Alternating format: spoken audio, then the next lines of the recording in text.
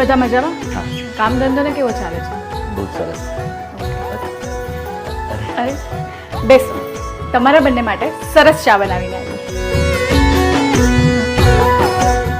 જીજુ, આવતા મંગળવારે તમારા લગ્નને 1 વર્ષ પૂરું થઈ જશે, તો પછી મારી બેન માટે કંઈ સરપ્રાઈઝ રાખી છે કે નહીં? હા રાખી છે ને.